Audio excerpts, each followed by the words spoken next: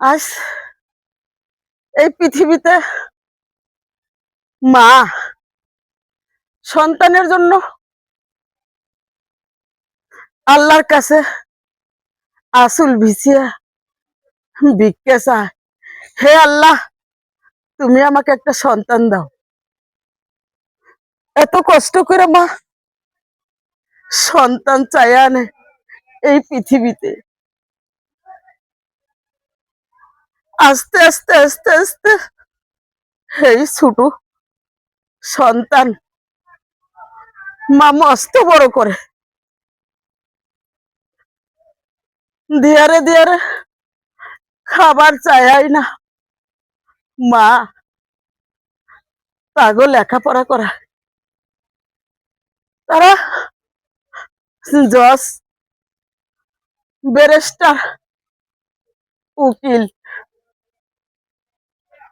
এত বড় করছে মা, মানুষের দিয়ারে দিয়ারে খাবার চাই না, একটু কষ্ট দেয় নাই, কষ্ট দেয় নাই ছেলে মেয়েকে।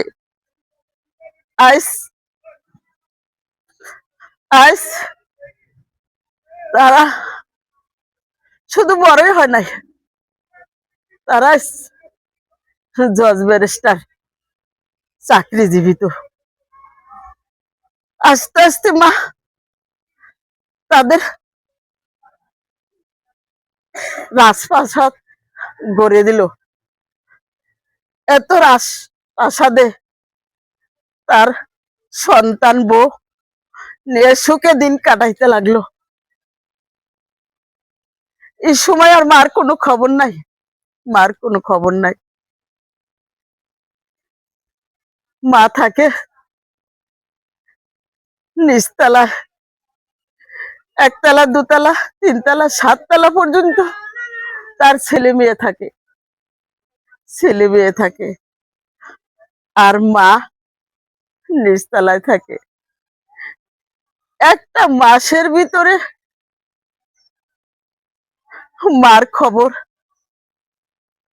ওই ছেলে মেয়েরা নিতে আসে নাই, ছেলে মেয়েরা নিতে আসে নাই। আরে ব্যারিস্টার, আরে ব্যারিস্টার তুমিও তো বাবা হইছো, তুমিও তো মা হইছো। এই যন্ত্রণার যে এখানে বাতেন না, বাতেন না, যন্ত্রণা খালি তোমাকে এক নজর দেখার জন্য, দেখার জন্য। যখন তোমাকে দেখবো তখন আমার এই পানটা শীতল হয়ে যায়। এক প্লেট ভাতের জন্য না, এক প্লেট ভাতের জন্য না, শুধু তোমার চেহারাটা আমি একটু দেখলেই শান্তি। তুমি একটা মাসের ভিতরে আমার ঘরে আসো নাই, আমি খাইছি না আমি খাই নাই তুমি দেখো নাই। তাই আজ তোমার মা পরে মরে আছে। তোমার মার শরীরে এত এত পোকা ধরছে, আইস গ্রামবাসী গন্ধে আর টিকতে পারছে না। গ্রামবাসী গন্ধ পায়া, কিসের গন্ধ, কিসের গ্যারান, খুঁজা দেখে আজ তোমার মা ঘরের মধ্যে লাশ হইয়া পড়ে আছে, আর পোকায় তাকে বিলি বিলি করে খাচ্ছে খাচ্ছে। তুমি মার খবর রাখো নাই, তোমার মতন সন্তান জানি আর কারো ঘরে না হয়, আর কারো ঘরে জানি না হয়, কারো ঘরে জানি না হয়।